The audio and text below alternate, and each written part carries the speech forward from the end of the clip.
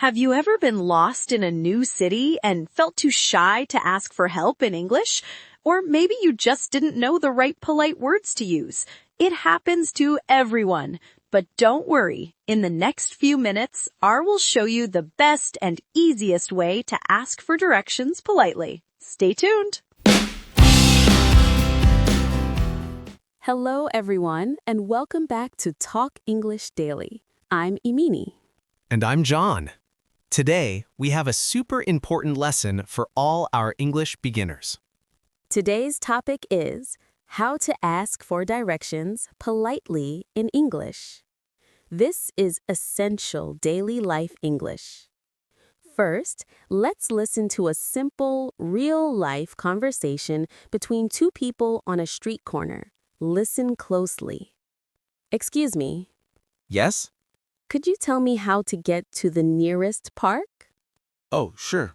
Go straight and turn left at the traffic light. Go straight, then left. Thank you so much. You're welcome. Have a good day.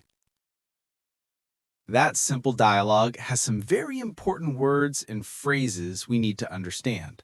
Let's break it down, step by step. Phrase number 1. Excuse me.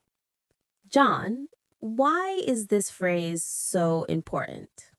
Excuse me is the key to starting a conversation with a stranger politely. It's like saying, "Pardon me," or "Can I talk to you?" Always use it before asking your question. Right. Even though it's simple, it's necessary for politeness. What are some other options, John? If you want to sound slightly different, you can say, 1, sorry to bother you, a bit more formal. Or 2, hi, can I ask you something quickly? A little more informal and casual. Phrase number 2. Could you tell me how to get to? This is the main question. The word could is much more polite than can. It shows respect. So we should always use could you when asking a stranger. It makes us sound polite. What if a beginner wants to use an even simpler sentence? Here are simpler options, but remember to still be polite. The very simple way is, where is the nearest park? Less polite, but quick. A good alternative is, I'm looking for the park. Do you know where it is? Very clear. And if you know the name, use this after the main question. Is the post office far from here? And finally, after getting the help, we need to say, thank you so much. It's a strong way to show your thanks. Absolutely. Always be thankful. You can also say these. Thanks a lot.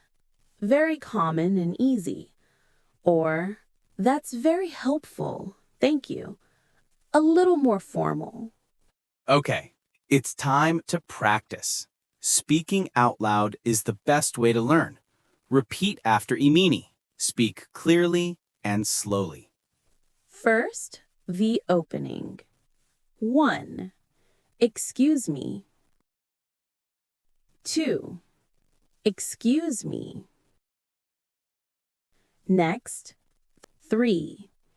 Could you tell me how to get to? 4. The nearest post office. Let's put it together. Could you tell me how to get to the nearest post office? Finally, the thanks. 5. Thank you so much. Here's a quick cultural tip. When someone gives you directions, it's a great idea to repeat the key points to show you understood, like I did in the dialogue. Go straight, then left. Exactly. It confirms the directions. Also, always remember to smile. A smile makes you seem friendly and approachable. Let's quickly review the 3 key phrases you mastered today. 1. Excuse me. 2. Could you tell me how to get to? 3. Thank you so much. Practice makes perfect. Try using these phrases next time you need directions, even if it's just role-playing in your mind. Let us know in the comments below, what place do you need directions to? The park?